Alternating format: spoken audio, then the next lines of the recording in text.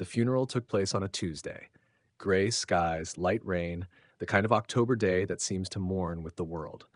I stood at the cemetery's edge, watching two men I didn't know lower a casket. The priest read from a book he likely recited hundreds of times before. His words felt automatic, impersonal. There were no flowers beyond what the funeral home provided, no music, no eulogy, no crowd sharing memories. Only me, the priest, and the elderly neighbor who had lived next door to my parents for 4 decades. I did not cry. I wasn't sure if I should or if I had the right. Yet I stayed until the final shovel of dirt covered the casket, until the workers packed up and left, and until the priest offered condolences that felt hollow, since he had never known the man being buried. Then the lawyer appeared, young, perhaps 30, wearing a slightly oversized suit and carrying a leather briefcase that looked older than him. He crossed the wet grass toward me, shoes squelching with each step. He seemed tense, like the task he carried would change everything. "Mr. Webb, Marcus Webb?" he asked. "Yes. My name is Daniel Patterson," I replied. "I was Mr. Hartley's attorney," he said, gesturing to the fresh grave. "I hoped I would find you here." "How did you know I would come?" He gave a sad smile. "I knew you would. You were the only one who would." He handed me the envelope. "My name is Marcus Webb. I am a high school history teacher in Hartford, Connecticut, 41 years old, divorced for 3 years with no children. I spend my days teaching sophomores about the Civil War, the Great Depression, and other defining events of our nation. I aim to show that history isn't just dates and names, it's people. Ordinary individuals making choices that ripple across generations. I never imagined I would stand in a cemetery holding an envelope from a dead man, about to learn that my own family history was a lie. That every truth I believed about my family had been constructed to hide something horrific. The old man's name was Walter Hartley. He moved next door to my parents in 1984, the year I was born. For as long as I could remember, he was there, a fixture in the neighborhood. His house was a small, white Cape Cod with green shutters, meticulously maintained even as he aged. His beige Toyota, decades old, was always parked in the same spot. For as long as I could remember, my parents had hated him. Not merely disliked, but a deep, active hatred. Hate requires energy, and my parents, Richard and Catherine Webb, fed that fire for 40 years. They never spoke to him, not once. If they saw him getting his mail, they would retreat indoors. If they met him on the street, they crossed to the other side, leash pulling the dog with unnecessary force. They built a 10-foot fence between the properties, the tallest allowed by city code. My father spent a weekend constructing it alone, driving posts with fury I had never seen before. "Now we don't have to see him," he said, "a fortress against an invading army." They sued him 3 times. The first case involved a tree branch overhanging our property. It was harmless, but my father pursued legal action.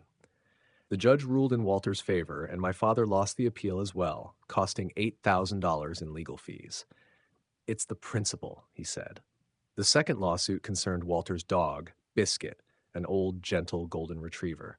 My mother claimed the dog threatened her while gardening, a lie I knew at age 12.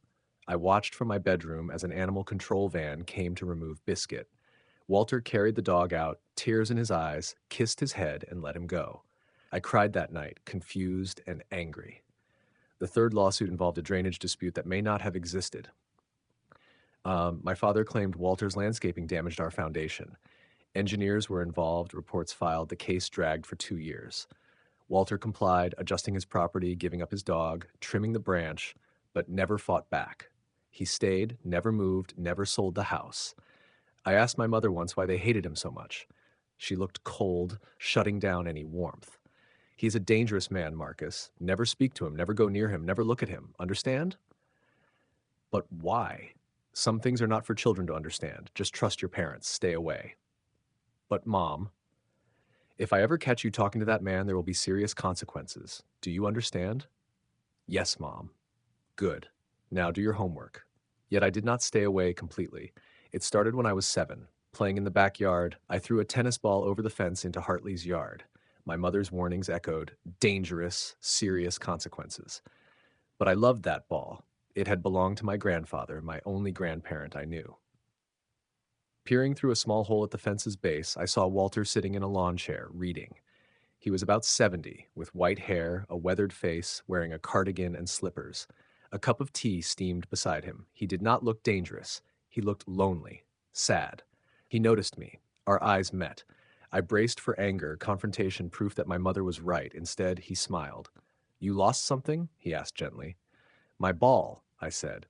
"Do not be sorry. These things happen." He rose slowly, retrieved the ball, examined it, then rolled it back through the hole. "There you go, son." "Thank you," I said. "You're welcome." He paused, studying me. "I should have left then. I should have gone to your parents, but you deserve kindness, Marcus. As this, every child deserves kindness." I should have left, reported the conversation, obeyed my parents, but something told me he was not what I had been warned against. But I didn't. Instead, I said, "My grandfather gave me this ball before he died. It's important to me." He nodded. "Then take good care of it. Special things are hard to replace." I promised I would. He started to stand, then paused. "Marcus, if you ever want to talk, I'm always here, right on the other side of this fence. Just look through the hole and say hello." I agreed, then ran back to the house with my heart racing, the ball pressed to my chest. I told no one what had happened, but I went back the next day and the day after. The hole in the fence became our secret. That summer, whenever my parents were distracted, arguing, or too consumed by their own lives to notice, I slipped outside to the fence. I knelt in the grass while Walter brought his lawn chair over, and we talked. At first, it was simple things: school, friends, books. He asked about my favorite subjects, and I told him I liked history, that it felt like detective work, piecing together clues to understand the present. He smiled and said I had a curious mind, that it was a gift I should never lose. He shared stories of his life, places he had traveled: Italy, France, Egypt, places I knew only from textbooks. He described the pyramids, the Eiffel Tower, the ruins of Pompeii so clearly I could almost see them, feel the heat and sand. When I asked why he traveled so much, he said he wanted to understand the world, that it was vast and full of people and stories. When I asked if he still traveled, he shook his head. "Not anymore. Now my world is this yard, this chair, this fence." I told him that sounded lonely. He met my eyes and said it was, but it was a choice he had made and would make again. I didn't understand then. Uh, Sometimes he passed small things through the hole: candy, a comic book, once a small wooden bird he had carved himself. He told me his father taught him to carve, that making something with your hands was good for the soul. "Keep it," he said, "something to remember me by." I hid everything in a shoebox under my bed, afraid my parents would discover the secret. I ate the candy quickly, read the comics by flashlight after bedtime, and held the wooden bird at night, tracing its smooth surface and wondering about the man who made it. Those meetings continued for years, through elementary school, middle school, and into early high school. I slipped to the fence whenever I could, stealing moments with the man my parents called dangerous. He watched me grow up through that small opening. He celebrated my first good history test, telling me I had a natural ability to understand the past. He comforted me when I didn't make the basketball team, reminding me that not everyone is meant to be an athlete and that other gifts last longer. He listened as I talked about girls, broken friendships, and the everyday struggles of growing up. "Growing up is hard," he said, "harder than people remember, but you're handling it better than I did." In many ways, he was the only person who truly listened. My parents provided food, clothes, and shelter, but emotionally they were distant and cold. Walter filled that space. He gave me attention, reassurance, and the sense that someone cared about who I was and what I thought. I see now that I was hungry for affection, and he met that need one conversation at a time through a hole in a wooden fence. When I was 16, I got my driver's license. With that freedom, the first place I went was around the block to Walter's front door.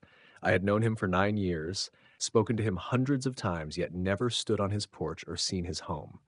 My heart raced as I knocked. He opened the door slowly, surprised. "Marcus, what are you doing here?" I told him I wanted to talk face to face. He glanced toward my parents' house. "Your parents wouldn't approve," I said. I didn't care. I was 16 and could decide for myself. He studied me, weighing the risks, then made a decision. "Come in," he said.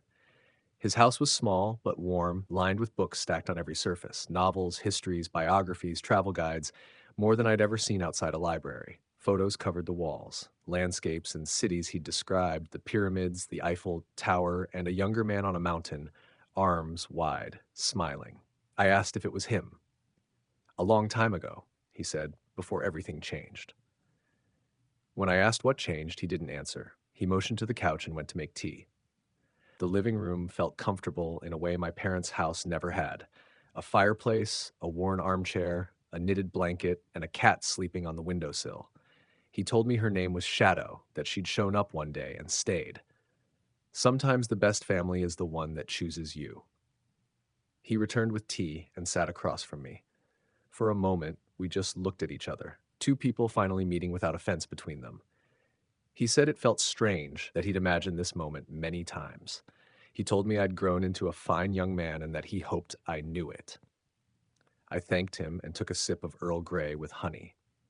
Then I asked the question I'd carried my whole life: why my parents hated him, what he had done to them. He set down his cup and said it was complicated, that the answer wasn't for today. I pressed him. He was silent for a long time, then said some secrets weren't his to share and some truths only cause pain. But know this, he said. I've never harmed your parents. Everything I've done because I love you. I told him he barely knew me. He said he knew me better than I thought, that he'd watched me struggle and succeed, and he was proud of the person I was becoming. When I asked why, he started to answer, then stopped. Someday, he said, someday I'll tell you everything, but not today. We talked for 3 hours. It felt different, more open, more real. I told him about my parents, the coldness at home, how I often felt like an outsider in my own family. He listened, then said something I carried for years. Family is complicated. Sometimes the people who should love us most hurt us the deepest.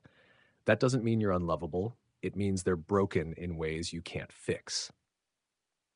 When I asked if he was broken, he said yes, in some ways, that some breaks heal and some don't. When I asked what broke him, he smiled sadly and said it was the same thing that breaks everyone: loss, regret, and the weight of old choices. After that, I visited him regularly, often twice a week. My parents never noticed. They were too focused on their own problems and their failing marriage. When I left for college at 18, Walter was the only one who cried. He hugged me on his porch for the first time, frail and smaller than I expected. I'm so proud of you, he said. I promised to visit. He said he would always be there, right next door. And I did come back, every break, every summer.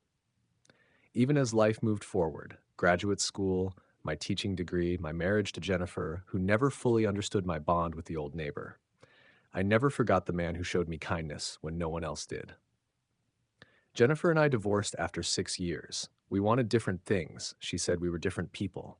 She wasn't wrong. I had always held part of myself back, always kept secrets from her. I always felt like I was living two lives, the one everyone saw and the one that existed in the small house next door to my parents. When I told Walter about the divorce, he listened without interrupting. I'm sorry, Marcus, he said. Marriage is difficult, especially when there are things you can't share. I asked what he meant. He waved it off, calling it an old man's observation. Still, something had shifted over the years. In my 20s, our conversations became shorter. He seemed tired, distant, often looking at me as if he wanted to say something but couldn't. When I asked if he was okay, he blamed age and smiled in a way that didn't reach his eyes. I worried anyway. By my 30s, his decline was clear. His memory faded. He repeated stories, forgot names and dates, lost his place mid-sentence. His movement slowed. He stopped going out, relying on deliveries and the small help I could offer. I suggested he move somewhere with proper care. He refused. I'm staying here. I have to. I told him the house was too much work, that there were places with doctors and nurses. He looked at me and said, because this is where you are, Marcus. This is where I can see you. I didn't understand then. The last time I saw him alive was 2 weeks before the funeral. He was in the hospital, 90 years finally catching up to him. I sat beside him, holding his hand. I should have told you, he whispered. Years ago. I asked what he meant, but his eyes closed and he drifted to sleep. I never got the answer while he was alive. Not until the funeral. Not until the lawyer. Not until the envelope. I opened it in my car, hands shaking. The rain had stopped, but the sky remained gray, the air heavy. Sitting alone in the cemetery parking lot, I read the letter that changed everything. Inside was a single handwritten page. I recognized the writing immediately. The same handwriting on birthday gifts slipped through the fence, on notes inside comic books, on the spines of journals in his study. To my grandson Marcus, if you are reading this, I am gone, and you finally know the truth. I am sorry it took my death to tell you. I am sorry for the years of silence, but you need to understand why. Your father is my son. His name was not always Richard Webb. It was Richard Hartley. He was my only child, the center of my life. After his mother died when he was 10, I raised him alone. I loved him more than anything. 45 years ago, he did something terrible. I will not describe it here. The evidence in my attic in a box labeled "The Truth." You will find photographs, documents, newspaper clippings, and a letter in his own handwriting. Everything you need to understand what happened. When I confronted your father, he gave me a choice: stay silent or lose him forever. I could not stay silent, so he cut me out of his life, changed his name, moved away, and created a new identity. He told everyone I was dead. He told you I was dead, but I could not let you go. You were my grandson, my blood, the only family I had left. I sold everything I owned and bought the house next door to his. I wanted to watch you grow up, to be near you, even if I could never be part of your life. Your father recognized me immediately. He couldn't stop me from buying the house, but he could make sure you never knew who I was. He called me dangerous, built fences, filed lawsuits, and did everything possible to keep us apart, but he couldn't stop me from loving you. The hole in the fence, the gifts, the conversations, every moment with you was a gift I did not deserve but cherished. I am leaving you everything I have, the house, my savings. It isn't much, but it's yours. More important, I am leaving you the truth. I'm not asking you to destroy your father. I'm asking you to know who I was, who he is, and to understand that you were loved. Every day of your life, you were loved by someone forbidden to say it. I watched your first steps through a window. I heard your first words through a fence. I celebrated every achievement from a distance. I was always there, always watching, always loving. I am proud of the man you became. I only wish I had told you sooner. Your grandfather, Walter Hartley. P.S. Don't be too hard on yourself for not seeing it sooner. The best lies are the ones we tell ourselves, and your father had 45 years of practice. I sat in my car for an hour, reading the letter again and again. My hands shook. Tears blurred my vision before I realized I was crying. The man my parents called dangerous, the neighbor they fought for decades, was my grandfather. And my father had done something so severe that he erased his past to escape it. I drove to Walter's house, my house now. I let myself in and climbed to the attic. The house was silent. Shadow was gone, taken to a shelter. The books and photos remained, but the warmth had faded. The box was exactly where he said it would be, old and dusty, the truth written on the side. I carried it downstairs, poured a glass of whiskey, and opened it. Inside were newspaper clippings, photographs, legal papers, letters, evidence of a history I never knew. The first article was from 1979. Hit and run leaves young mother dead. It described the death of Sarah Martinez, 28, struck by a car late at night while walking home. She died hours later, leaving behind a husband and 2 young children. The driver fled and was never found. But Walter had found him. The box contained photos of my father's car from that time, a blue Ford Mustang with front-end damage, photos of the intersection, repair receipts paid in cash 2 days after the accident. A police report noting witnesses saw a blue sports car flee the scene. The case went cold within a month. Then there was the letter from my father to Walter, dated 1979, in the same handwriting I had known all my life. He admitted he was drunk, that he panicked, that he drove away. He begged Walter to keep the secret. Walter's reply, written a year later, said he could no longer live with it. He urged my father to turn himself in for the sake of the victim's children and his own chance at redemption. My father's response was short and threatening. If Walter spoke, he would disappear, change his name, and ensure Walter would never know his grandchildren. It wasn't an empty threat. Walter chose justice over silence. He told my father he was going to the police. My father had kept his promise. He vanished, changed his name from Hartley to Webb, moved across the state, and married my mother, who either never knew the truth or chose to ignore it. Walter, left with nothing, made a different choice. He discovered where his son had moved, bought the house next door, and waited 40 years. 40 years of watching his grandson grow from behind a fence, stealing moments through a hole in the wood, loving me the only way he was allowed. I stayed in Walter's attic all night, reading every document, letter, and clipping. By morning, the full picture was clear. Sarah Martinez, killed March 15, 1979. Two children, Michael and Alina, who grew up without a mother. A husband who survived 5 years of grief before succumbing to alcohol. He died in 1984, the same year I was born, the same year Walter moved next door. A family destroyed by one man's cowardice, a family denied justice. I had to act. 3 days later, after sleepless nights and endless questions, I decided to confront my father. I called ahead, told my mother I was coming for dinner. She sounded pleased. Your father has been asking about you, she said. I imagined he had been asking ever since Walter died. I arrived at 7 p.m., the same house I had grown up in, the same perfectly maintained lawn, the same American flag by the door. But now I saw it for what it was, a stage, a constructed illusion of respectability built on lies. My father was in his study, reading. 72, retired, his hair white, face lined. He looked like any other grandfather, but he wasn't. He was a man who had killed and gotten away with it. Marcus, he said, looking up, this is a surprise. Your mother said you were coming for dinner. We need to talk. Now. You, me, and Mom, I said. Recognition flickered in his eyes. Fear. I placed the box from Walter's attic, labeled the truth on his desk. His face went pale. Where did you get that? From my grandfather. He left it to me. Silence. He stared at the box like it might explode. He is dead? He finally asked. Yes, last week. I was the only family at his funeral. He was more family to me than you ever were. My mother appeared, apron on, a wooden spoon in hand. What is going on? Dinner is almost ready. Dinner can wait. We need to talk about Sarah Martinez. Both parents went pale. My father feigned ignorance. I opened the box, pulling out the newspaper clipping. March 15, 1979. Hit and run. 28-year-old mother of two. Ring any bells? Marcus, I don't know where you got this, but... Then I presented the photographs of his car, repair receipts, and his letter confessing everything in his handwriting. His hands trembled. That was a long time ago, 45 years. You killed her and drove away. That is not an accident. That is a crime. You fled while she died alone. I was 23, scared. A mistake? That is not a mistake. It is a choice. Explain it.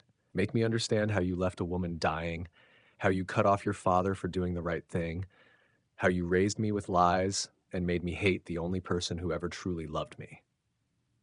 My mother cried. My father sank into his chair, gray and defeated.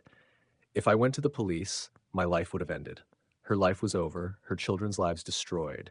And you have had everything. Career, family, a house in the suburbs. I have lived with the guilt every day. Have you? From where I stand, you lived very comfortably while Sarah's children grew up without a mother. What do you want me to say? I want you to say you're sorry. I want you to say you will make it right. It's too late, he said. The statute of limitations, no statute of limitations on murder, and this was not a mistake. He had no answer.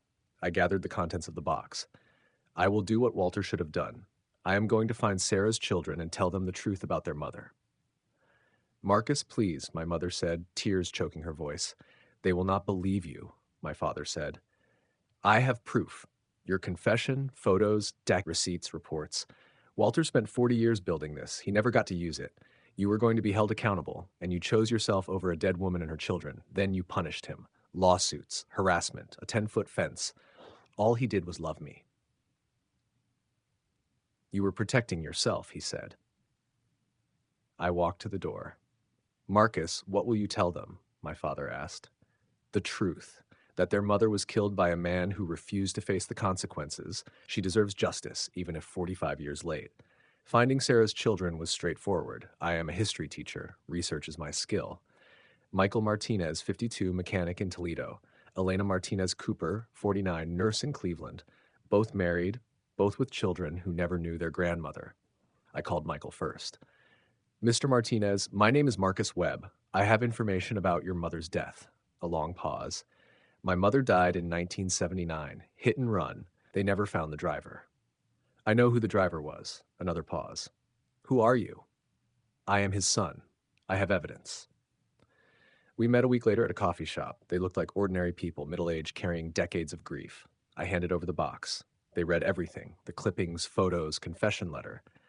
Elena cried silently. Michael's hands shook with rage. All this time, he said, he was living his life. I know, I said. We were kids. We prayed for justice. I'm sorry. I am doing this because my grandfather spent his life trying to do the right thing, and because you deserve to know. The legal situation was complex. 45 years had passed. The statute of limitations for vehicular manslaughter had expired. My father could not be criminally prosecuted, but consequences followed. Michael and Elena filed a civil suit. The story went national. My father's life crumbled. Friends abandoned him. Neighbors were horrified. My mother, forced to confront reality, moved out. I inherited Walter's house. Settling in, I found more of his things: photo albums of me taken from a distance, journals recording every conversation through the fence, birthday cards never sent. He had loved me every day for 40 years. I finally understood why he stayed, why he watched, why he never gave up. I visit his grave every Sunday. I tell him about my week, my students, the small victories, the setbacks. I finally understand Walter's choice: to stay, to watch, to love from a distance. Family is complicated. Sometimes those who should love us hurt us most. Sometimes strangers are the ones who love us most.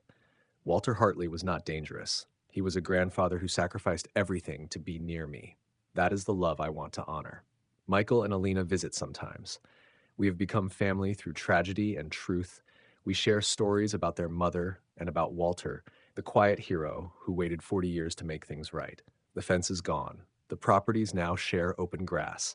My father wrote me a letter last month from Florida: reputation destroyed. He says he's sorry and hopes for forgiveness. I have not replied. Maybe someday. History is not just dates and names. It is people making choices that ripple through time.